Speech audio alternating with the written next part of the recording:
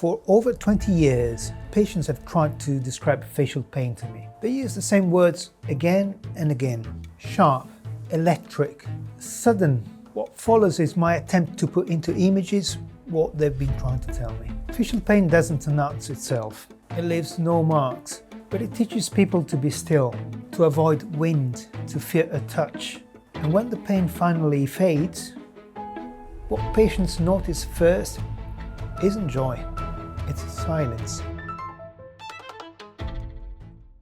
What causes trigeminal neuralgia? A helpful way to understand trigeminal neuralgia is to think of the trigeminal nerve as an electric wire. In a healthy nerve, the electrical signal is wrapped in insulation. It's called myelin, and it allows electrical signals to run along in a controlled, contained and precise manner. In trigeminal neuralgia, however, that insulation becomes damaged. When the insulation is lost, an electric wire can start to short circuit. Signals jump where they shouldn't. A gentle stimulus suddenly produces a powerful, painful discharge. That's why patients describe the pain as electric shocks, stabbing, lightning, or like being plugged into a live current. The nerve isn't overreacting, it's misfiring. So what causes this loss of insulation? Well, there are three main scenarios. In classical trigeminal neuralgia, which is the most common scenario, the damage is caused by a blood vessel pressing against the nerve where it enters the brainstem. This constant pulsation over years wears away the nerve's insulation, making it electrically unstable. This is known as a neurovascular conflict. It's important to say that seeing a blood vessel near the nerve on a scan does not automatically mean pain. Many people have this contact and no symptoms, but in the right clinical context, it explains the problem very well. The second scenario is secondary trigeminal neuralgia. In some patients, the insulation is damaged by another underlying condition, such as multiple sclerosis or a tumor or other structural causes. This is called secondary trigeminal neuralgia. Identifying these causes is one of the key reasons why proper imaging in the form of an MRI scan, for example, and a specialist assessment, specifically by a neurologist, are so important. The third scenario is called idiopathic trigeminal neuralgia. Some people, no clear cause can be found, even after good scans and careful assessment. In this situation, the pain is just as real. It simply means we don't yet see the reason for the insulation failure. Across all types, the final result is the same: a nerve that has lost its electrical insulation and fires when it shouldn't. One of the most painful parts of trigeminal neuralgia is not just the pain itself, it's the journey to being believed and diagnosed. Across multiple studies, the average delay from symptom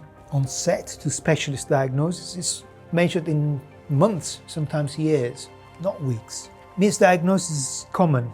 Reported in over 40% of patients in some series. Patients are often told they have dental problems, sinus disease, jaw joint issues, atypical facial pain, or stress-related pain. Many undergo unnecessary dental procedures, teeth extractions. Some lose healthy teeth. Others are treated repeatedly with antibiotics or painkillers that don't work. Why does this happen? Because trigeminal neuralgia is rare, it's episodic, it's invisible on examination, and unlike most other pain syndromes. When the pain isn't happening in the clinic, everything looks normal.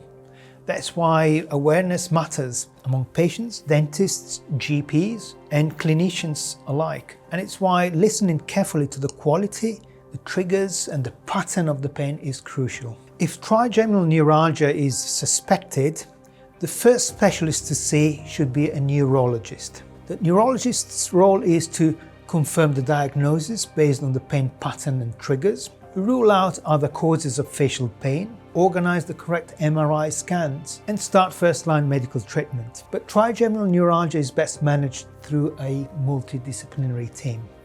That team may include a neurologist, a neurosurgeon, pain specialist, a neuroradiologist, and when needed, dentists or maxillofacial surgeons. Each brings a different perspective, and together they help tailor treatment to the individual patient. So while the neurologist is usually the first door to knock on, long-term care works best when decisions are shared within a specialist team, especially if surgery or procedures are being considered. The good news is this: there are effective treatments and many patients do very well. The cornerstone of treatment is medication, particularly drugs originally developed for epilepsy. The two most effective are Carbamazepine and Oxcarbazepine. These drugs stabilize the nerve electrically and can dramatically reduce or abolish pain. They are recommended first-line long-term treatments in international guidelines.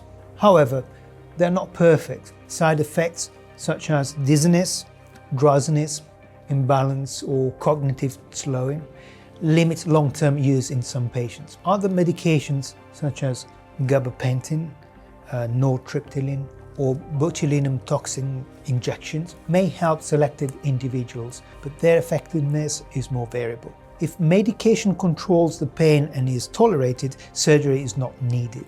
For patients with classical trigeminal neuralgia who do not respond to medication or cannot tolerate it, microvascular decompression is the most effective long-term treatment. This is not a destructive procedure. The nerve is preserved. Through a small opening behind the ear, the compressing blood vessel is gently moved away from the nerve and kept separated. When successful, the abnormal electrical firing stops, often immediately.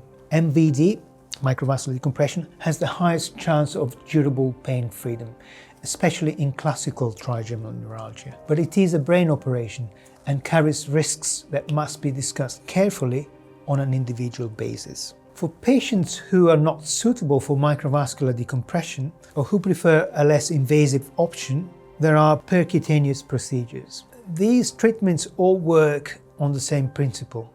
They intentionally damage part of the trigeminal nerve in order to stop pain signals from traveling. The end result is the same, but the way the damage is produced differs. Glycerol injection causes chemical injury to the nerve. Balloon compression causes a mechanical injury by squeezing the nerve fibers. Radiofrequency ablation causes thermal injury using controlled heat. All three aim to interrupt the faulty electrical signals coming from the nerve. These procedures can be very effective, particularly in older patients or those with other medical problems. However, because they work by damaging the nerve, they often result in some degree of facial numbness, and pain relief may not always be permanent. Choosing between them depends on the individual patient, their anatomy, their priorities, and discussion within the specialist team. Stereotactic radiosurgery, such as gamma knife or CyberKnife, delivers focused radiation to the trigeminal nerve. It is non-invasive, does not require anesthesia, and is suitable for selected patients. Pain relief is often delayed by weeks or months, and the success rates are generally lower than MVD, but it remains a valuable option in carefully chosen cases. Trigeminal neuralgia is one of the most severe pains humans experience, but it is not untreatable. The most important things to know are these: the pain is real, the condition is recognized, and effective treatments exist. No one should be told, live with it, without having seen the right specialists and explored the right options. And when treatment works, whether with medication or surgery, patients often describe something very simple and very moving. It's not euphoria, it's not celebration, just quiet.